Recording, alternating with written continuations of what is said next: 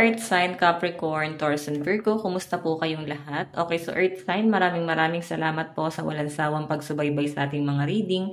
And kung ikaw ay bago pa lang sa ating channel, mag-subscribe na po kayo. And i-click mo na rin yung ating notification bell para lagi kang updated sa ating mga bagong upload. And sa mga interesado pala sa ating private reading, iwan ko na lang po yung link ng aking Facebook sa ating pong description box below, or pwede nyo ako guys i-direct message sa ating pong Facebook, Jade Tarot, okay? So, ayan, meron tayong lagayan dito na overall energy mo, no? Ayan. So, tignan natin guys. Gabay kapalaran po ni Earth sign, Capricorn, Taurus, Virgo. So, ayan guys, no?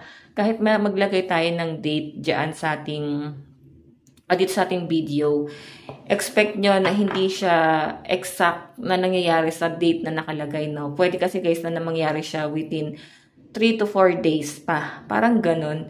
Okay? So, expect nyo na lang din guys. Kasi wala naman talagang time sa reading unless i-horoscope talaga siya guys. Okay? Yung single sign. Okay. Tignan natin guys, gabay kapalaran po yung Earth sign, Capricorn, Taurus, Virgo.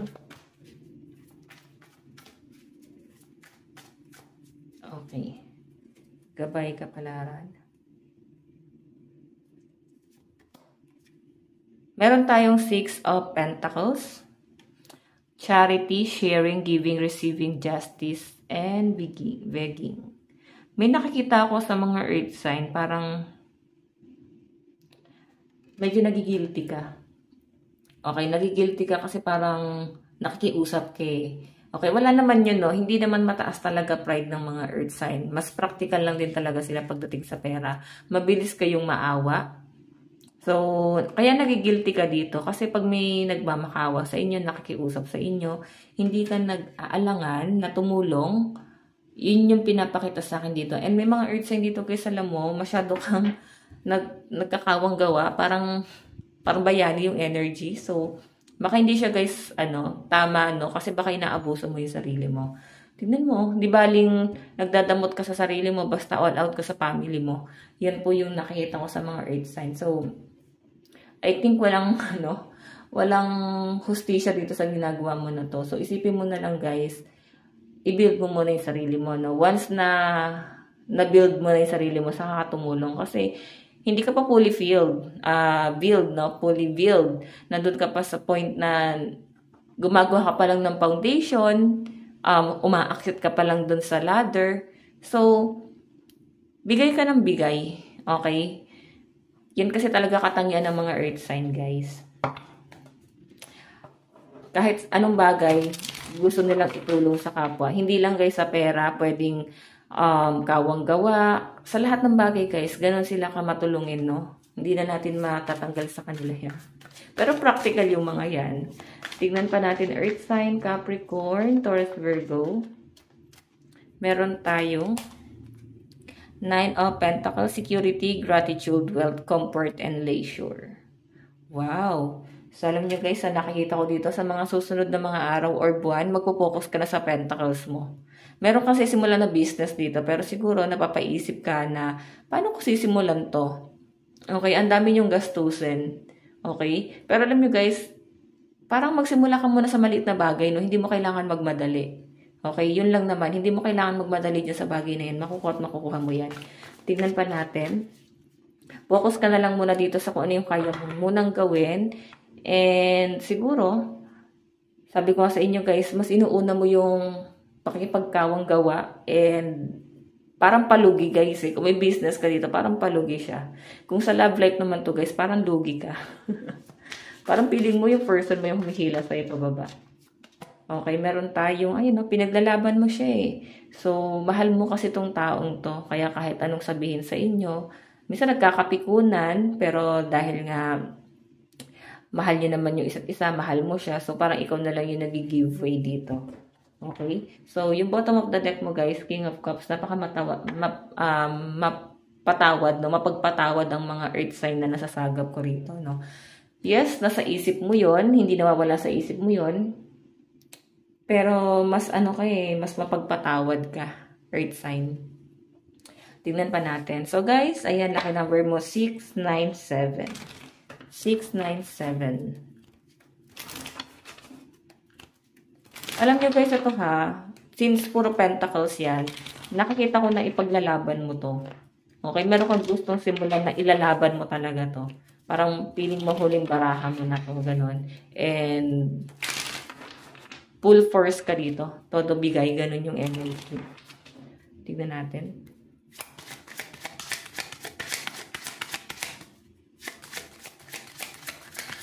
Energy.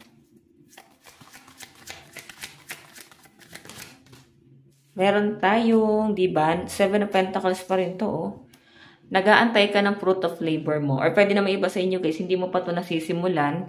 Or pwede nasimulan mo na, pero nakapokus ka dun sa kung ano yung magiging resulta. Or pwede meron kang inaantay na pera dito kung ikaw ay nagmamanage itong bagay na to. Parang, ang pinapakita sa akin dito, Earth sign, inaantay mo kung magkano ba yung magiging parte mo. Or ano yung costing, parang ganun.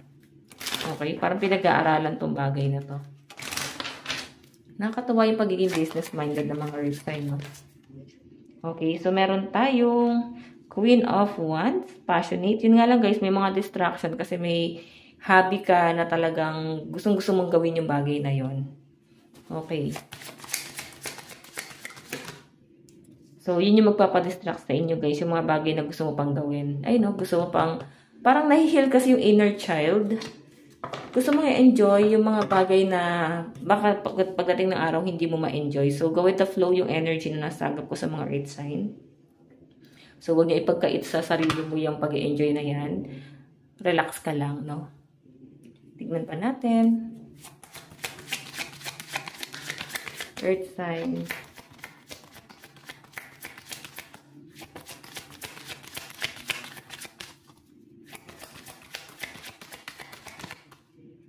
So, meron tayong The Magician. Oh my God. Alam nyo guys, tinatrabaho mo talaga to. Pinagsusumikapan mo talaga tong bagay na to. Okay? Tignan mo, oh. Kasi alam mo sa sarili mo merong magandang patutunguhan. 8 of Pentacles, oh. Tuloy-tuloy yung daloy ng pera. Okay? And yun yung goal mo. Okay? Yung parang maglalabas ka ng pera, then tuloy-tuloy din yung pasok. Ito yung goal mo. So, The Magician, guys, ang nakikita ko dito, grabe yung pagiging workaholic, pagsusumikap mo. And alam nyo guys, kaya siguro na-enjoy mo kasi mabilis yung daloy ng pera. Pwede guys mangyayari siya sa mga susunod na mga buwan or araw. Kung meron kang sisimulan dito, no? So, may mga earth sign kasi dito guys, ang pinaka-focus na nakikita ko is sa business talaga or pwedeng sa career, pwedeng promotion, pwedeng meron kang ilalaban. Okay, lalaban mo tong bagay na to eh. Okay? So, napakaganda naman guys ang nakikita ko dito. New beginning kasi sa inyo to. Kumbaga, sobrang balance ng energy mo. Sabi natin na napaka-workaholic mo, minsan professional. At the same time, nagagawa mo yung mga bagay na gusto mo kasi na-enjoy mo. Or pwedeng marami ka kasing time para sa sarili mo. Okay? Wow! Kasi napakaganda ng daloy ng pera mo dito. As in, wala kang magiging pahinga. Napaka-busy nang nakikita ko sa energy mo. Abala, ganyan. Tignan pa natin. Pero kung sa love life tong tinatanong mo, sa nakikita ko kasi guys, wala kayo masyado sa focus, no? Kung hiwalay na kayo, nakikita ko na parang inaantay mo lang na meron siyang gawin. Parang like, ipaglalaban ka ba niya? So, kung wala naman siyang gagawin guys, meron ka namang ibang option like, ipo-pursue mo talaga yung passion mo. Then si person mo kasi guys, pwede naging conflict mo nyo is meron siya guys ibang obligasyon. 6 of Pentacles, no? Meron siyang ibang obligasyon dito na mas pinagtutuunan niya ng pansin. Na parang mas nagpo-provide pa siya doon. Pwedeng siya yung breadwinner sa family. Na hindi siya guys nagpo-focus sa relasyon nyo. Nakikitaan mo na itong person na to. Parang ano eh, ikaw na lang yung nagpo-provide. Okay? So, wala siya masyadong diskarte sa buhay. Ayan. Pero eto guys, malinaw sa energy na parang hiwalay na. Yung mga nakasama naman dito guys, pwedeng okay naman to na pag-uusapan nyo naman na parang ikaw muna yung magtatrabaho, sa bahay lang siya. Pero yung person mo, gusto niya kasi talaga mag-focus sa pentacles niya. Okay? Tignan natin guys, advice. Meron tayong take a breather. So, hinga-hinga din guys, no? Kailangan mo din ng break. kailangan mo ng pahinga. Sobra-sobra ka sa pagtatrabaho. So, baka naman guys, no? Ma-overfatigue ka. So, pahinga ka rin guys. Know your worth. So, yun naman ang nakakita ko guys. Talagang pinahalagahan mo din yung sarili mo. Earth sign, ito lang po ang inyong reading. Maraming salamat po. Bye-bye!